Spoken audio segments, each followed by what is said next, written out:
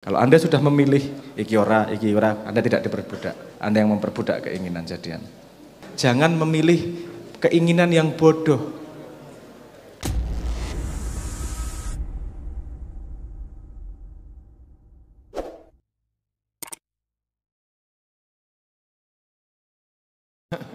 Oke, teman-teman sekalian, sebelum melangsungkan tanya jawab, ini kita juga harus berbagi waktu karena nanti kita akan memuncaki acara ini dengan tawasul. Jadi kita mohon teman-teman berlima tambah satu lagi yang dimburi itu ya Mas, ini Mas. Langsung to the point ya, langsung teknyeng ngono. Pertanyaannya apa? Kalau bisa cukup satu atau maksimal 2 pertanyaan.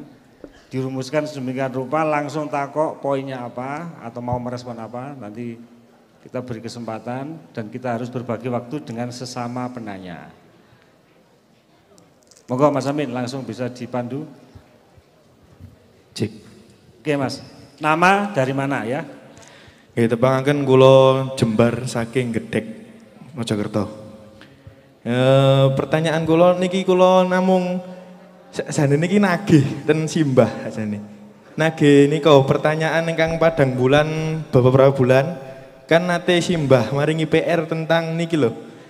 Ayat saderenge ayat kursi niku lho. Ya ayyuhalladzina amanu anfiqu mimma razaqnakum min qabli ayati yaumul la bai'u fihi wala khullatu wala syafa'ah.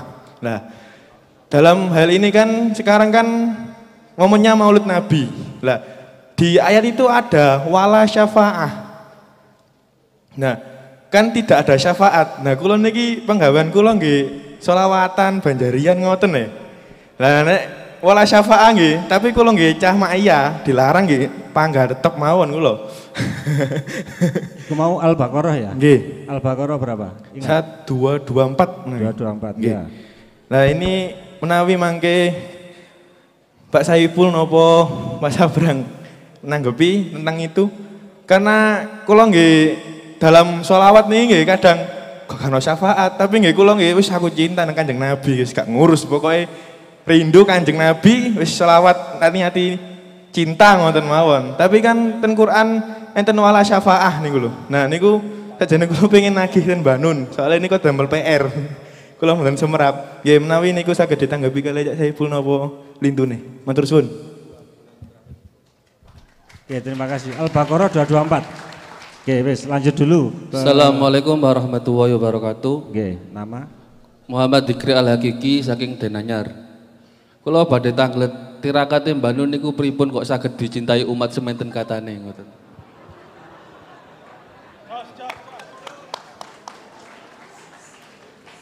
Assalamualaikum warahmatullahi wabarakatuh. Mas Abrang piye dituntas langsung aja ya. Ya wis. Ayo Mas. Assalamualaikum warahmatullahi wabarakatuh. Kula Bayu saking Gedhek. Gembongan. Itu Mas Abrang, mau tanya ke Mas Abrang. Hidup itu kan diperbudak oleh keinginan ya. Pernah ngertikan seperti itu. Ya, cara memanajemen keinginan biar tidak memperbudak hidup kita itu gimana tipsnya Mas Abrang? Ya, pun ngoten mawon. Assalamualaikum warahmatullahi wabarakatuh. Assalamualaikum warahmatullahi wabarakatuh. Aku Yusron teko Sidoarjo Cak Sabrang. Gini saya ingin tahu pendapat Cak Sabrang terkait makna hidayah dan perbedaannya dengan apa yang kita cari dalam hidayah itu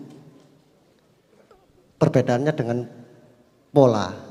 Yang saya maksudkan hidayah itu ya opo sing dilakoni itu karena latihan sehari-hari, karena kebiasaan yang kita bangun dan kita laksanakan setiap harinya seperti itu. Ya cuman itu. Terima kasih. Assalamualaikum warahmatullahi wabarakatuh. Bismillahirrahmanirrahim. Assalamualaikum warahmatullahi wabarakatuh. Perkenalkan nama saya Andi Muhammad Noval Rivaldo dari Bone, Sulawesi Selatan.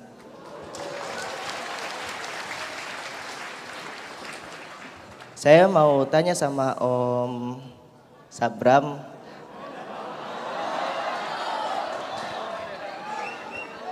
Ini sedikit informasi saja nah.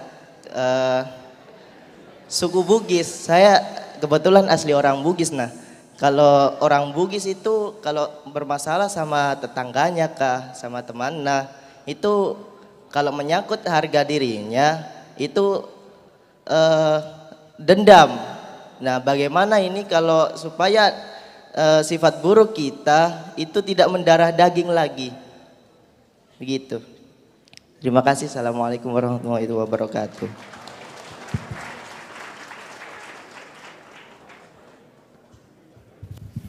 Namanya Andi. Oh, raja berarti ya. Masih turunan raja. Monggo Mas Abrang atau Pak Saipul dulu.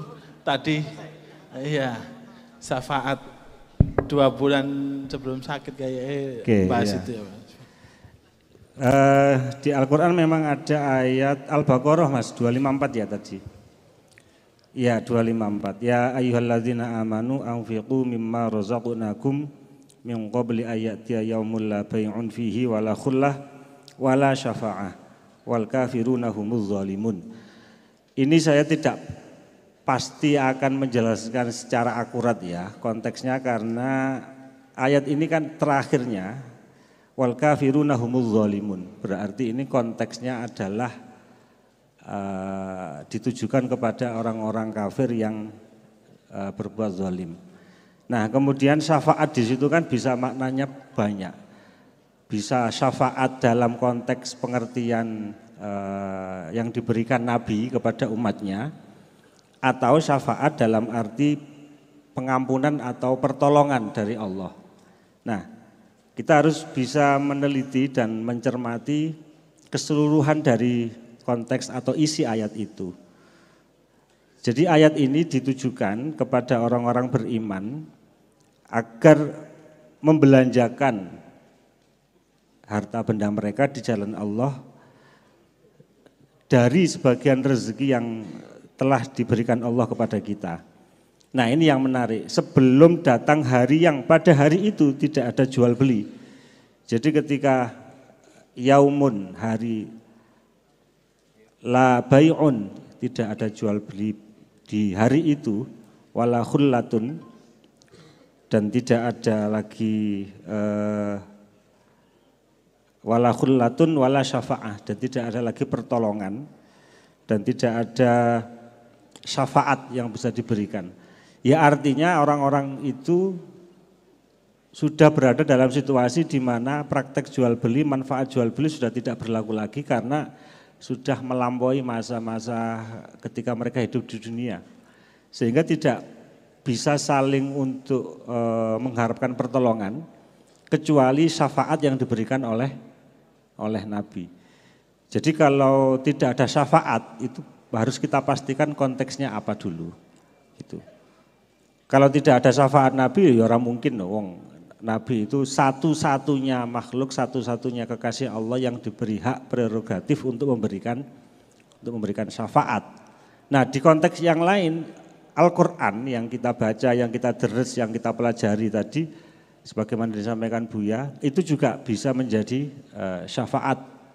Maka untuk memahami satu pengertian ayat kita tidak bisa gebiah-uyah. Oh berarti gak ono syafaat, nek ono syafaatnya kan Nabi ya ora ono, syafaat Quran ya ora ono, tidak bisa begitu. Gitu. Bahkan antar sesama orang mukmin seperti kita misalnya berkumpul dalam situasi seperti ini, pada saat tertentu ketika Allah mengizinkan itu juga bisa saling memberikan kesaksian sehingga akan bisa meringankan dosa dan kesalahan ketika di hadapan Allah. Nah, itu juga bentuk bagian dari syafaat yang diizinkan oleh Allah. Tapi satu-satunya pihak yang ditunjuk oleh Allah untuk memberikan syafaat itu hanya Nabi Muhammad. Saya pikir itu satu penjelasan yang nanti bisa kita perdalam lagi ya di sesi berikutnya di pengajian Padang Bulan pada masa-masa yang akan datang. Pengaten Mas Amin. Langsung ke pertanyaan kedua.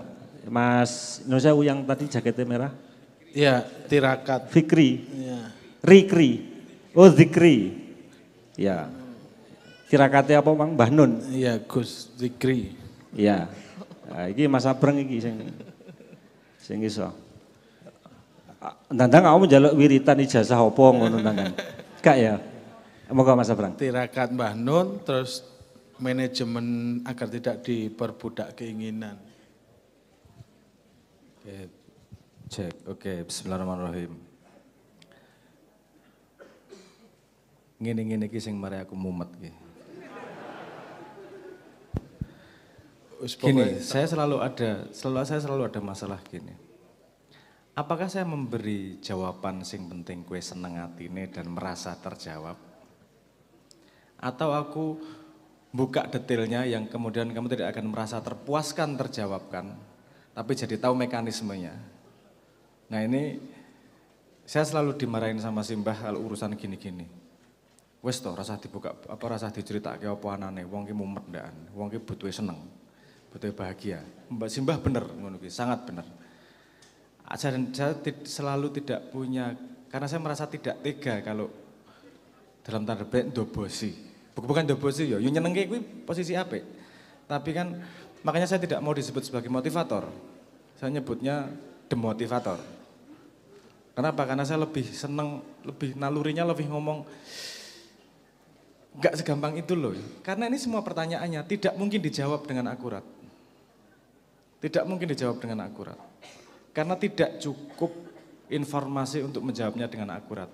Misalnya pertanyaannya gini, gimana cara memasak yang sehat dan enak? Piye menjawabnya akuratnya? Ya digoreng, digodok. Kan nggak bisa kita, karena kita tidak tahu bahan makanan yang dia miliki apa. Kita tidak tahu dia punya kompor atau tidak di rumah. Kita nggak tahu penyakitnya apa yang sehat buat dia itu seperti apa dan seterusnya. Nah saya akan mencoba menjawab, menyeimbangkan itu. Antara jawaban yang semoga memuaskan, tapi saya juga menunjukkan bahwa itu tidak mungkin dijawab. Gini misalnya ada, tirakate Simbah untuk dicintai orang banyak itu gimana? Iki wis wangel banget gini, dicintai orang banyak iki piye parameternya? Karena yang Anda lihat dicintai orang banyak adalah orang-orang yang mencintai Simbah. Jangan lupa loh, Simbah juga dibenci oleh orang banyak. Banyak yang tidak suka juga sama Simbah. Ketika saya gini, oke, wes lah rasa mumet jaluk wirite, oke. Nek wirite Simbah adalah kemudian dicintai orang banyak tapi juga dihujat oleh orang banyak, siap nanggung ranggo kecewa. Gelem penak etok, ra gelem apa jenenge efek sampingnya, kan gitu. Nah, jenengan jadi paham toh saya susah jawab piye. Karena saya tidak mungkin memberi yang Anda harapkan tanpa efek samping yang harus saya ceritakan. Kalau efek samping yang lain harus saya ceritakan, yang saya ceritakan yang lain, nanti Anda jadi merasa tidak terjawab juga. Jadi gini, Anda mau melakukan apa saja, itu pasti ada yang mencintai dan pasti ada yang tidak suka. Pasti, wes. Kalau Tuhan aja ada yang enggak Kanjeng Nabi aja ada yang enggak seneng dan ada yang mencintai. Artinya kita mau dicintai semua orang tanpa ada yang membenci, itu sangat susah. Menurut saya hanya satu orang yang sangat susah dibenci. Mr. Bean. Angel banget iku membenci niki alasane apa? Filmnya ya ora ngomong apa-apa, pokok-pokok dhewe gitu. Kan membenci ki alasane apa kan? Karena saya jarang melihat ada komen di YouTube yang menghujat Mr. Bean itu sangat jarang. Itu jadi wong iki ra tau wirite apa iki. Bener kok wirite karo takon Mr. Bean jane. Udah. Wis luwih bener nek arep ngomong. Karena Anda tahu sendiri, Simbah kadang-kadang difitnah, dipotong-potong dan dibenci sedemikian rupa di sosial media juga. Walaupun yang mencintai juga tidak sedikit juga. Saya hanya berani mengatakan begini. Kalau saya melihat pola ke belakang, orang-orang yang dicintai sungguh-sungguh, tapi juga pasti ada yang tidak suka sungguh-sungguh. Itu karena dia memegang sebuah prinsip sungguh-sungguh. Manusia itu punya kebutuhan yang ini Anda dimanfaatkan dalam hidup untuk politik, untuk bisnis, bahkan dalam agama. Manusia itu punya kebutuhan dasar untuk percaya pada sesuatu. Wes itu kebutuhan dasar, nggak bisa ngapa-ngapain dia. Dia pasti akan mencari yang dia percaya. Mbuh agama, mbuh pitik, mbuh wit, mbuh as. Pokoknya dia pengen mencari sesuatu yang dia percaya. Nah kadang-kadang ada orang yang dengan sengaja meletakkan dirinya agar dipercaya oleh orang lain untuk tujuan tertentu. Karena kalau dia tidak dipercaya, tujuannya tidak tercapai. Contohnya lah, misalnya Anda di sini ada yang pernah ikut MLM. Malu ketemuan wong 3.000, ngomongnya meyakinkan banget, tahu percaya ya aku duit akeh bakalan. Manusia ketika dia sudah percaya, pasti gak terima nek kepercayaannya salah. Kan gitu. Nah, kalau saya melihat rumusnya Simbah itu tidak mencari dicintai orang. Simbah itu tidak mencari dibenci orang. Simbah hanya melakukan apa yang dia percaya sebagai paling baik yang bisa dia lakukan dan dia melakukan sungguh-sungguh. Dan karena istiqomah sepanjang jalan hidupnya dia melakukan itu, kemudian berkumpullah orang-orang yang kemudian mencintai beliau. Dan ada, jangan salah, ada orang-orang yang memang secara sistematik membenci beliau juga ada. Kenapa saya ngomong sistematik? Sistematik. Misalnya yang kemarin menceritakan Simbah sudah mangkat, itu sistematik itu. Itu bukan random-random salah-salah aja, sistematik. Kita tahu siapa orangnya dan seterusnya. Tapi ya memang urip ngono kuwi gelem bodi ngono itu semakin tinggi pohon semakin kencang angin. Yes. Kalau mau menurut saya kalau mau dicontoh dari Simbah jangan gini. Paling enak nek wis dadi neng dhuwur itu membangun kepercayaan adalah dengan memberi sulapan dalam tanda petik ya. Kowe wirid iki sugih mesti. Nek ora sugih kurang ikhlas berarti wirite. Kurang sugih berarti kurang akeh wirite. Ono alesane ngono wae mesti ono ae lah. Ada salah satu ustadz yang saya tidak perlu sebut namanya, biasanya juga pecotot jenenge ngono ya. Kamu kalau nyumbang bakal berlipat ganda 700 kali lipat. Wes to kayak ono. Wes to kayak iya. Saya punya temen sing sambat karo aku. Saya udah ngasih 3 bulan nggak berkembali. Saya nanya sama ustadznya, mana janjinya ustadz? Katanya kembali 700 kali lipat. Berarti Anda memberinya kurang ikhlas. Wah, apik tenan arek iki. Pinter apa melayune. Jadi nyalahke ke orang lain. Tapi pertama dia memberi, dia pasti percaya dulu. Nah, jadi saya arek ngomong jalan singkat, jalan sulapan, wirid opo, tirakat opo. Enggak mudah. Kalau mau ngomong tirakat, Simbah itu sungguh-sungguh dengan perjalanannya. Itu tirakatnya. Jadi tirakatnya enggak 40 hari. Tirakatnya enggak 7, 8, enggak gitu-gitu. Simbah tirakatnya seumur hidup. Dan kalau seumur hidup itu bukan tirakat namanya. Kalau seumur hidup itu namanya jalan hidup. Prinsip hidup. Ada yang lebih tinggi dari tirakat itu prinsip hidup.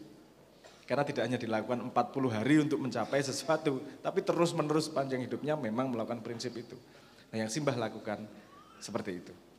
Dia sungguh-sungguh dengan apa yang dia percayai sebagai langkah terbaik saat itu.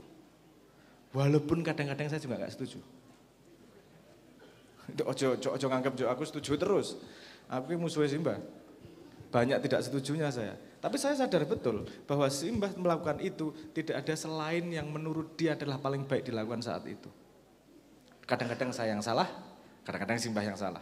Lu akeh aku sing akeh sing salah. Tapi saya mengamati sendiri betapa Simbah sungguh-sungguh terhadap prinsipnya. Terhadap apapun keadaannya. Ya itu tok paling yang bisa saya katakan. Dia sungguh-sungguh tenanan dengan hidupnya. Jadi Simbah bisa mengatakan bahwa dia sudah hidup maksimal dengan prinsipnya sampai detik ini. Dan tidak banyak dari kita yang berani ngomong kayak gitu. Yang bisa berhak ngomong kayak gitu. Nah itu menurut saya sesuatu yang perlu kita ambil dari Simbah. Mohon maaf saya tidak bisa memberi tips tirakat. Tapi nek kowe pengen tirakat juga jajal gandul ning wit 40 dina aja medun mangan apa senenge buah-buahan yang tidak menyentuh tanah. Jajal wae. Engko hasilnya apa aja aku sing tanggung jawab. Yang kedua tadi apa? Diperbudak keinginan manajemen. Diperbudak keinginan. Iki kan aku yo angel jawab iki. Gimana agar tidak diperbudak keinginan? Anda tahu keinginan itu memperbudak. Anda tahu keinginan itu mana? Agar tidak diperbudak keinginan, ya jangan diperbudak keinginan. Kan sederhana ngono. Piye carane ya ora, rada kowe anak buahku dudu juraganku kan tinggal gitu toh piye. Aku bingung sing tok goleki piye. Tip-tipnya. Tip sederhana agar tidak diperbudak keinginan. Karena selama hidup kita masih punya keinginan, paling mudah menghilangkan keinginan adalah tidak hidup. Oke, tapi mungkin apa namanya? Yo, itu tips termudah ya. Apakah itu menghasilkan surga atau neraka kan tidak kita bahas ya. Jadi tips termudahnya yaitu. Tapi kalau tidak mau mengambil itu mungkin ada teknik lain. Kamu kalau punya keinginan biasanya banyak. A, B, C, D, E. Agar tidak diperbudak, pastikan kamu yang memilih keinginan mana yang mau dipenuhi. Gue pengen apa? Pengen sugih, pengen bojo aneh, pengen segala macam, wes pilih. Oke, agar kamu tidak diperbudak, aku iki milih sing iki. Nek wes milih kan wis ora tidak diperbudak. Orang kamu yang punya kesadaran pengen itu. Paham ya maksud saya?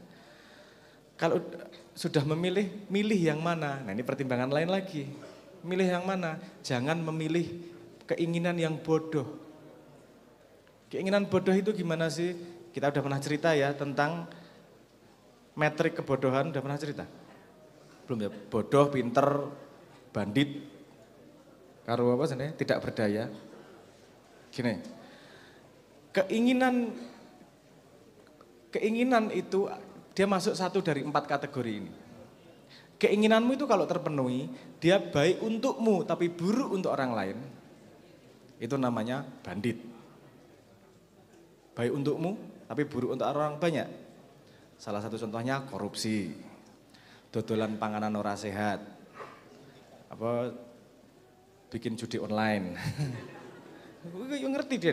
Gue rasa diperbudak. Iki diperbudak Zeus HP, diperbudak area-area kok. Diperbudak keinginan. Ya Allah Zeus, nyembahi karo Zeus ora metu-metu ya. Itu tadi, keinginan itu masuk pada 4 kategori. Kalau Anda bisa memastikan dia kategori yang mana, pilih yang kategorinya tepat. Pertama, keinginan yang baik untukmu tapi buruk untuk orang lain, itu keinginan yang menjadikan Anda bandit. Kalau keinginannya baik untuk orang banyak tapi buruk untukmu, itu namanya kamu nggak berdaya. Kamu memberi sedekah sampai anakmu raiso mangan, itu namanya tidak berdaya. Anda tidak berdaya terhadap apa? Terhadap konsep. Kamu diperbudak konsep nih. Karena hasilnya jelas, buruk untuk keluargamu dan kamu, walaupun baik untuk banyak orang. Saya nggak percaya bahwa itu baik. Wong tanggung jawab utamamu diri dan keluarga kok. Itu dulu nomor 1. Sing bodoh itu keinginan yang buruk untukmu dan buruk untuk orang banyak. Wes elek nggo kowe, elek nggo wong akeh. Trek-trekan ning dalan ngono kuwi. Nek tiba mati ganggu wong liya. Wes buruk untukmu. Buruk untuk orang banyak. Ngopo mau lakoni? Double-double. Cari keinginan yang baik untukmu tapi juga baik untuk orang banyak. Nah, nek kuwi kecanda yang impactmu sangat besar. Hasilnya karena baik untuk orang banyak. Kalau tidak tercapai, ganjaranmu besar karena niatmu tidak hanya untuk dirimu tapi juga untuk orang banyak. Wes menang karo menang itu. Anda punya banyak keinginan, mana ya yang kira-kira baik untukku tapi juga baik untuk orang banyak. Oke, aku pengen sugih. Oke, ngopo ki? Dodolan panganan. Piye carane apik nggo wong akeh? Panganane enak, murah, sehat dan seterusnya. Ngaten nggih? Semoga bisa menjawab. Kalau Anda sudah memilih iki ora, Anda tidak diperbudak. Anda yang memperbudak keinginan jadian. Ngaten. Oke. Berikutnya. Ya, sing usum saiki sindrom superhero, Superman. Nolong lali keluargane kira-kira ngono ya. Lagi usum ya. Sindrom superhero. Mas Amin Yohan. Iki pertanyaane arek-arek gak iso dijawab kaya 1+1. Isone kan nek 1+1 kan cetha 2. Makanya Mas Abrar nanti memberi pengantar. Ini bukan soal akurasi tapi soal ketepatan kita memandang. Kan 1+1 iso bukan 9. Ini bener tau Isan? Bener tapi belum akurat. 1+1 duduk 10. 1+1 duduk awakmu kan ya bener. Bener tapi tidak atau belum akurat. Nah, jawaban-jawaban yang disampaikan Mas Abrang tadi jangan ditagih akurasinya. Karena masing-masing orang punya pengalaman sendiri, punya konteks, punya kayak iku mang sing diceritakno sekejap ku berdiri ku mau itu akurat dalam hidupnya. Walaupun tafsir dari Mas Abrang belehare kadowan iki dudu bab iku sing dimaksud sekejap ku berdiri. Jadi jangan menagih akurasi. Karena akurasi itu hanya bisa kita temukan di konteks hidup kita masing-masing. Nah, poin kedua, langgitmu terus oleh wiritan terus mari ngono dadi ngono. Terus terkenal, dicintai banyak orang. Ada dua kutub yang harus sama-sama kita hitung. Ojo mikir plus tok. Pasti juga ada sisi minus karena dua sisi itu diciptakan Allah berpasang-pasangan. Ya betul Simba itu dicintai banyak orang, tapi juga ada yang sangat sistematis berupaya untuk melakukan pembunuhan karakter. Bahkan terakhir-terakhir ini benar-benar menyatakan bahwa beliau sudah meninggal. Nah, sisi keseimbangan menerima dua sisi itu yang kadang-kadang kita tidak siap. Sing dibayangkan awake dhewe kan penake, terkenale, di subio-subio banyak orang. Itulah cara pandang kita. Sementara di sisi yang lain kita melupakan ada satu pasangan, katakanlah yang sisi negatif. Derita hidup beliau itu juga tidak karu-karuan. Lah apa ya kowe sanggup nompo itu? Karena ada sisi pasangan yang harus kita sanggah. Ya oleh karena itu saran pribadi saya, ya ambil 1-2 poin apa yang bisa kita teladani dari Simbah, yaitu yang kita terapkan. Nah, satu poin yang juga selalu saya ingat dari beliau itu adalah awake dhewe iki nek nglakoni apa-apa sing tenanan. Lalu Simbah itu benar disampaikan Mas Abrang, tenanan. Nulis tenanan. Memilih satu kata itu tenanan dan dipertimbangkan betul-betul. Ketika menyampaikan statement, walaupun sering beliau menyampaikannya dengan cara guyon, itu tenanan. Sehingga nyaris tidak ada sesuatu yang beliau sampaikan itu secara main-main, guyon, begejekan, itu pola permukaannya saja. Tapi itu semua tumbuh dan timbul dari sikap sungguh-sungguh.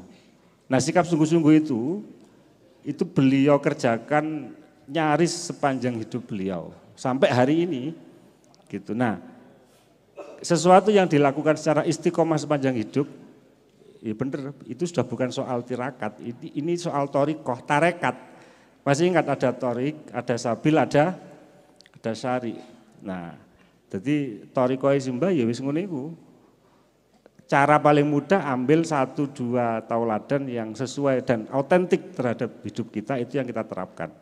Satu poin tadi ya ayo lapo-lapo sing tenanan, ojo glenya-glenye, ojo cengenges-cengenges. Makanya Simbah kan memberikan formula kritik, wong saiki iki akeh wong cengengesan. Cengengesan kok gak terus guyang-guyu dhewe ora, karena tidak pernah serius dalam mengerjakan sesuatu. Kira-kira begitu. Ben rada ambekan sih Mas Abrang, cekak langsung terus. Mas Amin lanjut. Iya, anune Mbah Nun, untuk seekor coro pun Tuhan serius kan ngono ya. Aku gak pantes sayangi. Sajane ono kaji haris enak. Ya aku ngewangi memberi pencerahan pencerahan. Mas Abrang itu membuka peta iku iki kuadran 1, kuadran 2, kuadran 3, sampean silakan memilih. Sederhananya, ya apa cara iso dicintai banyak orang?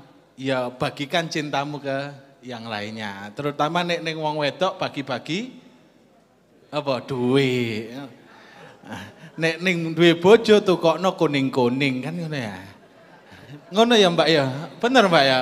Nggih kandhane. Ya iku salah satu dicintai. Emas. Mas Abrang. Ora ngerti aku. Mas apa kowe ngomong kuning kuwi aku bingung tenan. Kunir apa DKI menir apa? Emas. Duduk Mas Abrang tapi. Ya. Banyak cerita terhadap keinginan barang hati-hati ya niku mau turuti sampean keinginan bojone turut ben objektif. Itu menjadi poin ya Mas Saipul ya, menjadi poin. Aku mau iku sakjane ya terkesima atau takjub atau ya apa ya karo Buya Yahya. Jadi Buya Yahya mau apa moco menata hati menjernihkan pikiran apa yang disampaikan gak jauh dari tagline-nya Padang Bulan ya. Dan itu kan yang menjadi poin bahwa di sini beliau cuman ngehno awakmu lah, ngehno. Nah, Mas Abrang iki seperti itulah. Jadi supaya sampean tambah ngeh oh iki lho ngono ya. Nah, terus selanjutnya iki Mas Saipul sampean nambahi sithik lah hidayah iki lho Mas Saipul. Hidayah, memaknai hidayah dan pola-polanya itu ya apa. Sampean sik lah. Iku mau ya apa aku gak pati hidayah. Sampean ulangi, Mas. Hidayah, Mbak Hidayah apa ning Hidayah? Iya iku mau. Nggih, ngapunten Mas, ngapunten. Gini Pak, kalau misalkan dijelaskan dengan permisalan, ada dalam pikiran kita itu kepercayaan, maksudnya kepercayaan itu kita antara percaya dan nggak percaya dengan yang namanya agama, yang namanya Allah Subhanahu wa Ta'ala dan lain-lain. Tapi kita takut untuk meninggalkan itu. Itu yang saya alami dulu beberapa ke belakang seperti itu. Mungkin sampai hari ini juga seperti itu. Aku pengen gandu agama, aku pengen pindah nang agama liya. Tapi saya takut. Dan saya menyadari ketakutan itu adalah bagian daripada kepercayaan akan adanya agama itu. Kan blundernya di situ. Akhirnya saya pisah antara iki berarti ono pikiran, ono hati. Nah, dari situ saya menemukan terus hidayah iki nggone nang ndi? Hidayah itu apa pemberian, apa sesuatu yang kita dapatkan secara langsung tanpa kita sadari dan kita pikirkan. Atau yang kita latih setiap hari. Kalau kita latih, pada kenyataannya secara sadar saya takut untuk tidak beragama, untuk meninggalkan Allah, untuk tidak percaya dengan Allah, tapi saya sering bolong. Saya yakin teman-teman mungkin masih banyak yang seperti itu. Bolong sholatnya, bolong apa yang diwajibkan dalam agama seperti itu. Dan keputusan terakhir saya sampai hari ini, makanya saya ingin tahu pendapat dari beliau-beliau, mungkin ada sedikit pandangan. Keputusan saya, ya wis aku tak putusno, aku gak nang agama tapi aku butuh karo Allah, seperti itu. Dan dengan segala macam keterbatasan saya, mungkin kalau misalkan yang disebut hidayah itu diberikan kepada saya, lek aku kober, lek aku eling, ya aku sembahyang. Karena saya butuh, bukan karena saya diwajibkan oleh agama. Karena saya butuh dengan Allah dan saya masih menginginkan apa itu yang harus diberikan ke saya, seperti itu. Istilahnya ngoyok lah, aku pingin aku iki lali, pingin aku gak wedi karo iku, utawa aku pingin sekalian jegur nang jero, kan seperti itu. Jadi seperti itu. Terima kasih. Koyoke pas pelajaran Mas Abrang hidayah ku ben detik kaya bintang jatuh gak teko kaya barengnya. Monggo Mas Abrang. Nah, kalau konteksnya agak jelas gini jawabnya agak enak nih, agak akurat jawabnya. Nah, tadi beberapa kalimat bingung aku arahnya kemana sih, kalau gini kan jadi rada enak gini. Oke. Cek.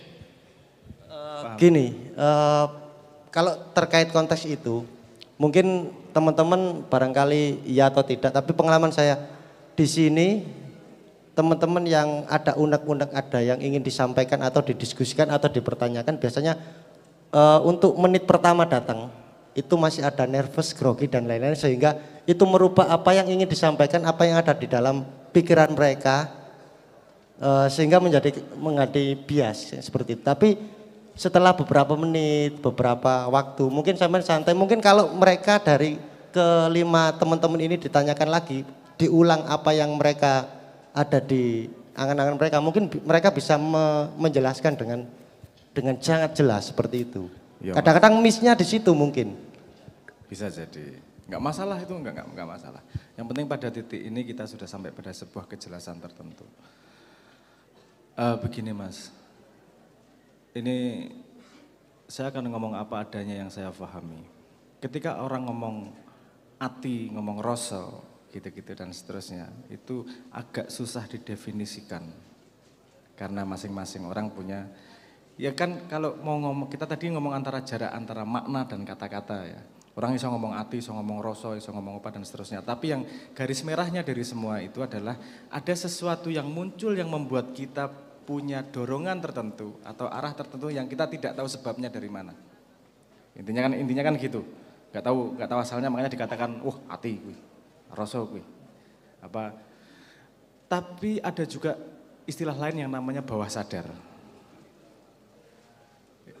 Hasilnya sama aja, jangan peduli sama kata-katanya, tapi hasilnya sama aja. Ini sesuatu yang kita tidak sadari, yang keluar gitu saja. Nah, ketakutan itu salah satunya munculnya mungkin juga dari apa yang Anda dengar, Anda tumbuh kecilnya dari lingkungan apa, itu juga akan membangun bawah sadar Anda.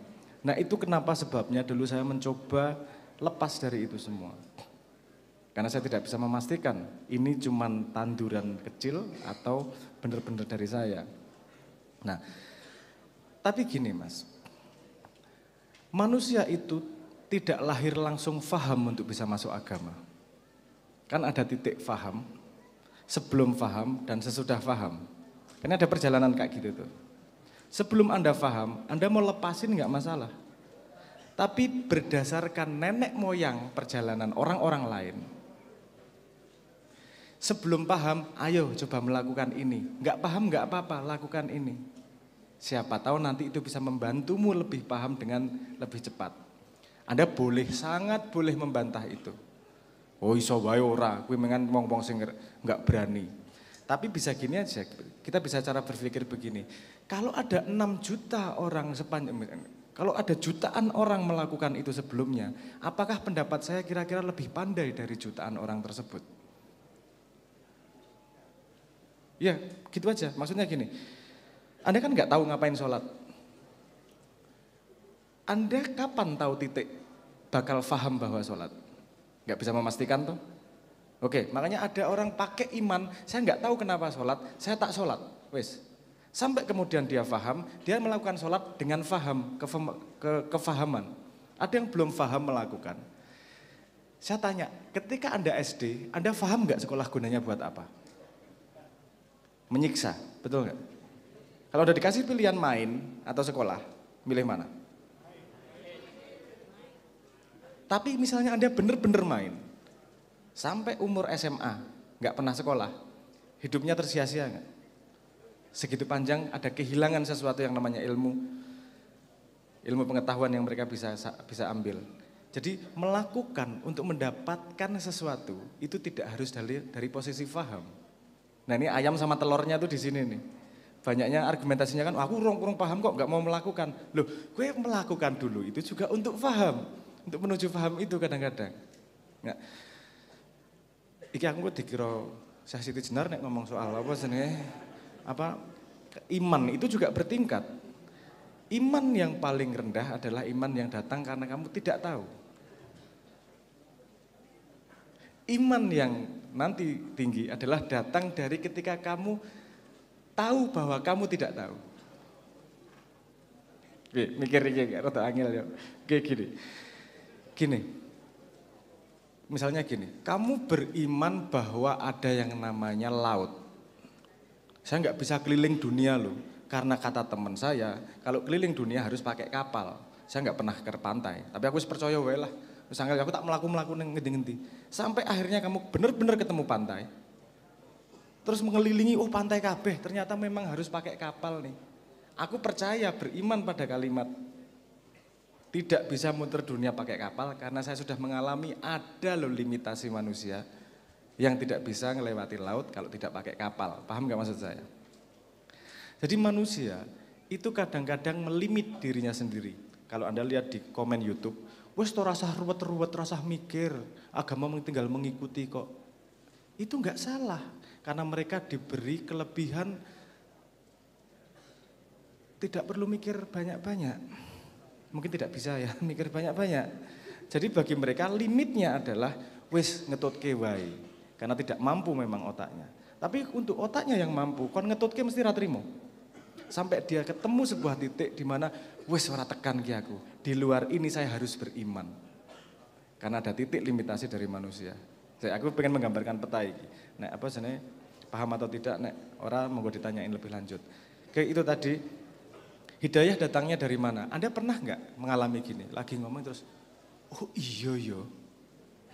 Oh iya yo. Anda tahu informasi lama yang tidak tersambungkan satu sama lain, tiba-tiba teng tersambungkan. Satu titik entah di mana tiba-tiba tersambungkan menjadi faham. Warzukni fahma. Rezeki pemahaman bukanlah memberi kamu sesuatu yang baru, tapi sesuatu yang kamu miliki, tapi terkoneksi yang sebelumnya belum ada koneksinya. Tapi tidak akan bisa dikoneksikan kalau kamu tidak punya sesuatunya itu. Sholat nggak tahu ngapain, puasa nggak tahu ngapain, sholawat nggak tahu ngapain. Kalau nggak melakukan apa yang dikonek.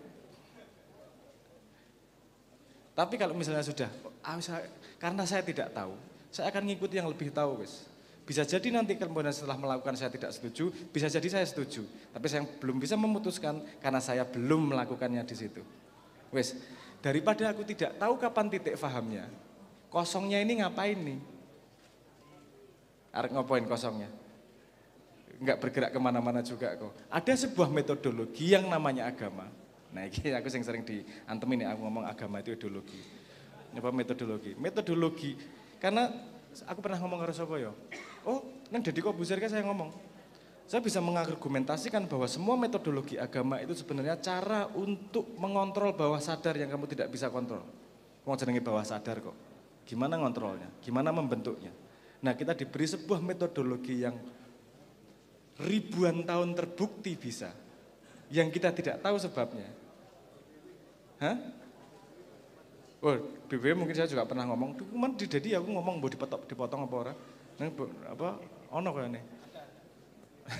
Saya ngomong begitu juga bahwa loh, ada yang bisa diajarkan lewat otak, namanya sekolahan. Tapi mengajarkan kamu untuk mengikuti kejujuran gimana? Semua ayat apal. Misalnya gini, semua ada nggak koruptor yang tidak tahu bahwa korupsi itu berdosa? Semua tahu kalau itu berdosa. Kalau urusan pengetahuan. Untuk mengajarkan pemahaman, itu kan makanya dari kecil diajari. Ngajarinya bukan pakai mulut, ngajarinya pakai contoh. Sehingga bawah sadarnya itu terbentuk. Nah kalau anak kecil itu masih dibentuk oleh orang tuanya. Makanya kalau orang tua nanya gimana pendidikan anak paling tepat, itu adalah dengan memberi contoh yang baik. Jangan ngajarini tekan 10, kowe ngelakoni loro. Anak akan nangkepnya 2-nya, bukan 10-nya, pasti. Karena dia yang masuk bawah sadar itu tidak benar-benar bisa dia kontrol. Nyun sewu ya rada ruwet ya, tapi semoga bermanfaat. Artinya gini, agama itu mengarahkan dan mengajari kamu pada sesuatu dengan cara yang bermacam-macam. Kalau cara sekolah dengan ngajari dan dites. Kalau cara agama dengan cara membuat kamu melakukan sesuatu yang akan mempengaruhi bawah sadarmu. Yang akan memberi efek pada hidupmu yang mungkin kamu tidak sadari sebabnya dari apa yang kamu lakukan. Ini tetap paham ya? Maksudnya paham ya? Apa namanya? Tidak ruwet-ruwet ya? Nah jadi ketika saya belum mau sholat, saya belum mau nih. Ya gak apa-apa kalau itu keputusanmu. Coba lihat, kamu melakukan itu keputusan 10 tahun, kamu majunya seberapa, tambah paham atau enggak kira-kira. Jadi ketika kemudian mau melakukan, jangan ngomong karena disuruh saya, jangan ngomong karena terpaksa. Bisa kamu lihat dari sudut pandang ini metodologi yang belum pernah saya coba loh. Siapa tahu metode ini bisa mempercepat pemahaman saya terhadap sholat tersebut. Karena sepemahaman saya, cara narik hidayah itu dengan merindukannya. Ini rada angel lagi. Cara narik hidayah itu dengan merindukannya. Bukan dengan mencarinya. Gue pengen paham. Gusti aku pengen paham jagat iki piye. Kamu tidak akan tahu mulainya dari mana. Piye cara goleki pemahaman tentang jagat?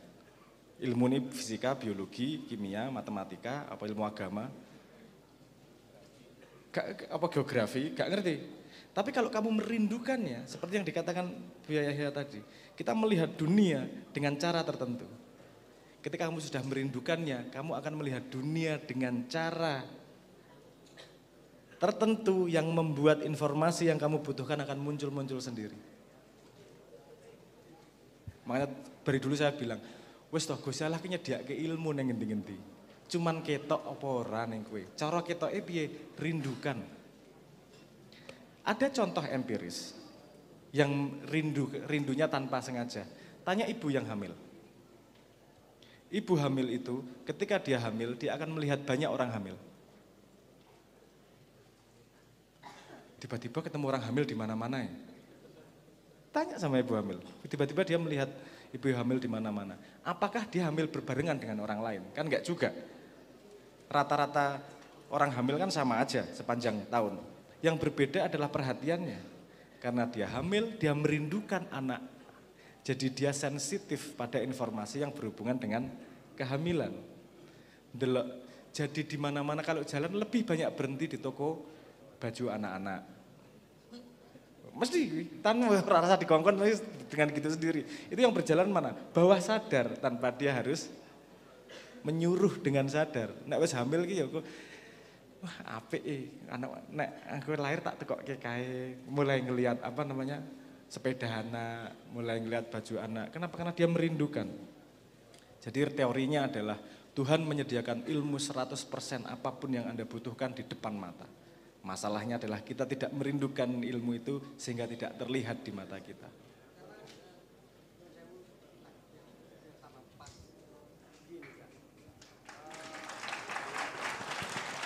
Oke Mas, Nyun Sewu sementara ditahan dulu karena kita juga harus berbagi durasi ya. Oke, wis.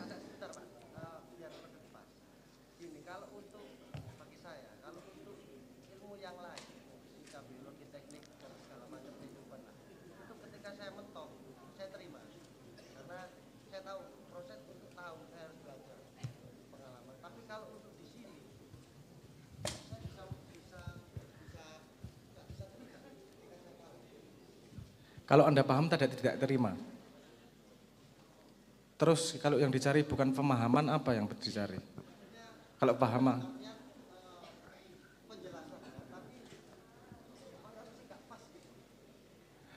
Jadi Anda mencari pemahaman, ketika Anda paham, Anda tidak terima. Oke, gitu. Soalnya kurang pas buat Anda.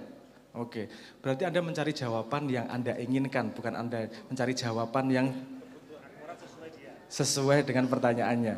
Anak gue jenenge onani Mas. Nah iya toh. Kok jawabannya gitu? Saya kan mengharapkan jawaban yang ini. Loh, ini saya dulu pernah ngomong entah di mana.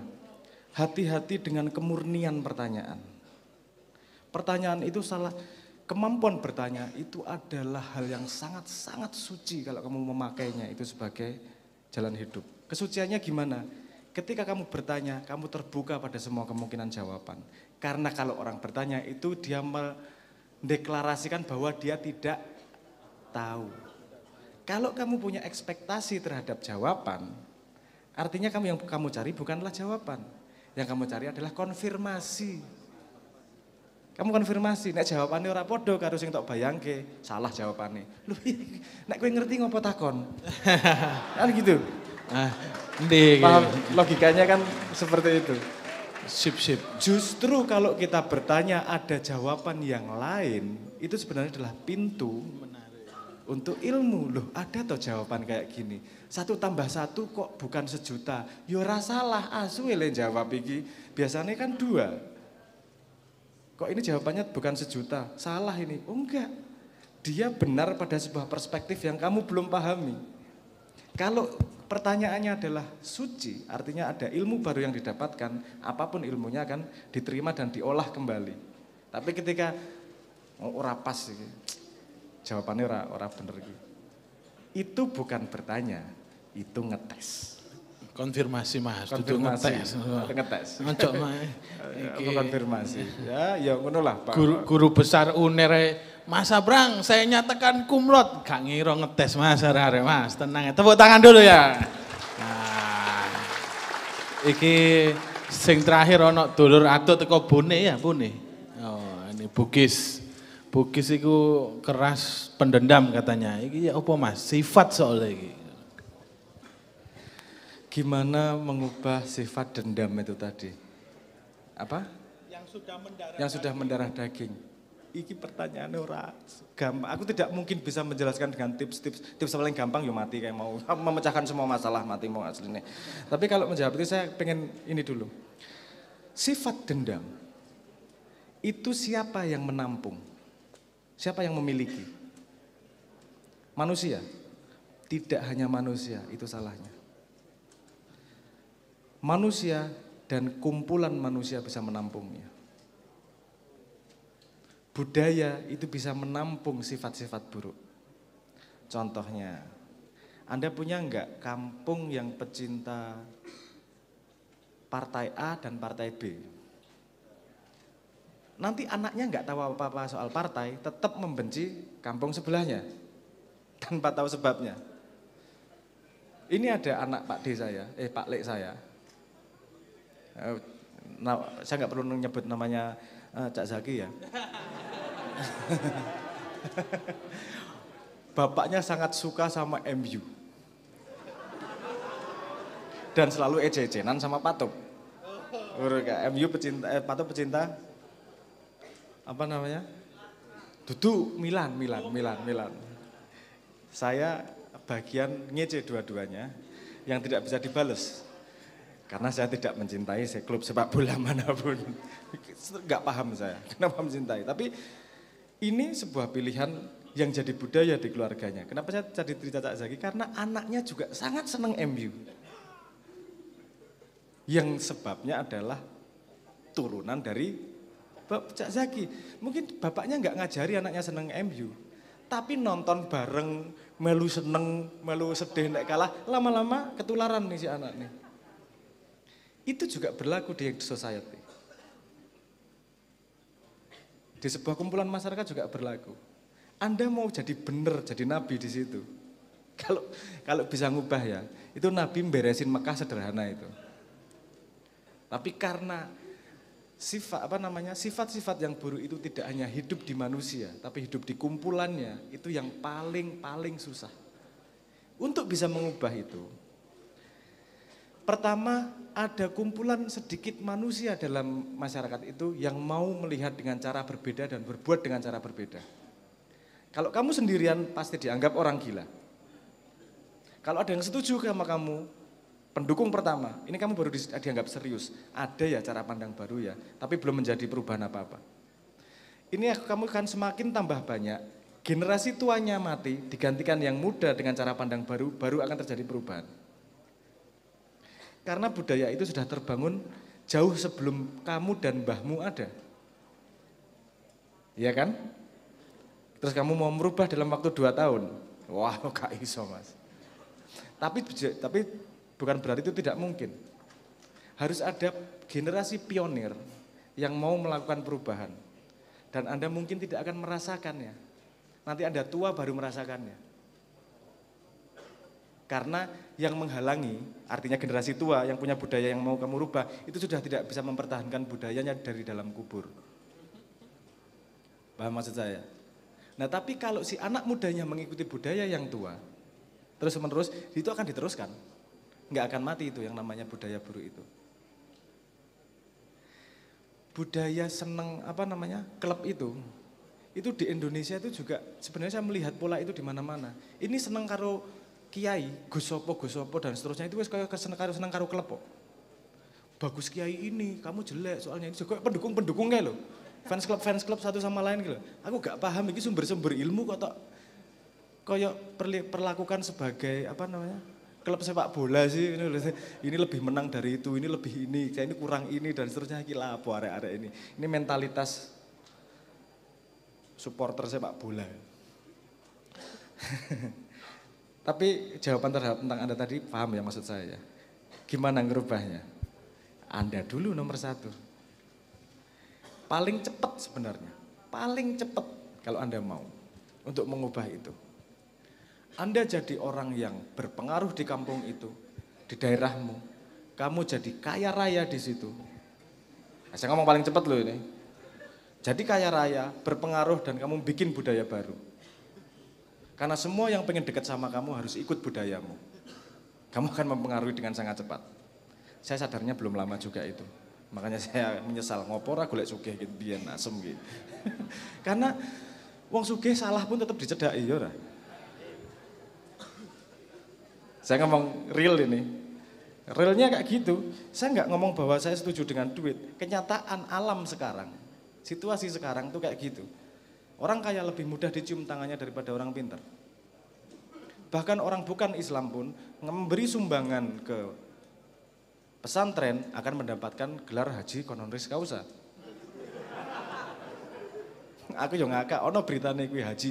Iki Islamnya dudu ya haji iki honoris causa gitu iki. Apa sebenarnya karena kekuatan uang itu tadi. Nah, masalah yang kamu bicarakan bukan hanya masalah di tempatmu. Ini masalah di Indonesia. Di mana-mana. Mungkin bukan spesifik urusan dendam. Menjaga martabat itu penting. Tapi cara memecahkan masalahnya bukan harus dendam-mendendam, bunuh-membunuh. Kalau saya selalu mengatakan, kalau ada orang salah sama kamu, maafkan. Maafkan sepenuhnya, tapi jangan lupakan namanya. Saya nggak ngajak dendam loh, lupakan, tapi jangan lupakan namanya. Bukan untuk urusan dendam, wong ono ilmu kok ora tok cekeli. Lain kali, jangan melakukan hal yang sama-sama dia agar tidak disalahi lagi. Tapi area lain nggak masalah. Oke, pembahasan yang agak berbeda lagi. Tapi gitu paham maksud saya ya, sudah terjawab ya. Saya senang Anda punya inisiatif seperti itu. Saya senang Anda punya semangat untuk memperbaiki itu. Tapi saya juga kasih tahu bahwa itu perlu dedikasi untuk melakukannya. Tadi kalau Anda pengen cepat bisa melakukan perubahan, jadilah orang yang menginspirasi. Dengan ilmumu, entah dengan kekuasaanmu, entah dengan kekayaanmu, sehingga kamu bisa punya pengaruh terhadap lingkunganmu, sehingga kamu bisa membuat budaya yang baru dalam lingkunganmu. Jalan yang paling cepat seperti itu. Monggo, Mas Saiful. Oke, Mas Abrang, selesai ya? Sudah selesai. Oke, alhamdulillah. Kita akan switch teman-teman sekalian ke tawasulan sebagai puncak dari pertemuan kita pada malam hari ini. Tapi sekali lagi tepuk tangan dong untuk Mas Abrang. Sering-sering datang ke Padang Bulan juga alhamdulillah. Tiap bulan ya. Oh tiap bulan. Oke, soal nanti akan kita berdiskusi tentang tema apa wis gari nutuk gonge kan wis muni ya. Oh no. Jadi dikendangi Mas Abrang. Mas Abrang ini ada request dari teman-teman. Sebelum kita masuk ke tawasulan, satu lagu sebelum cahaya. Iya, sepakat ya? Iya, betul nggih Cak Majid nggih? Wah, yuh buwanter sing kono nggih. Sebelum cahaya, sambil kita menata hati, mudah-mudahan tawasulan nanti juga hadir bersama cahaya yang melimpah ruah, mencurah masuk ke dalam kesadaran kita. Amin ya rabbal alamin. Monggo teman-teman Lemut Samudra siap-siap sebelum cahaya. Teman-teman bisa kembali ke alamnya masing-masing. Nanti setelah satu lagu dari Mas Abrang, kita masuk ke tawasulan bersama Cak Majid, Cak Sobirin, dan juga konco-konco Lemut Samudra.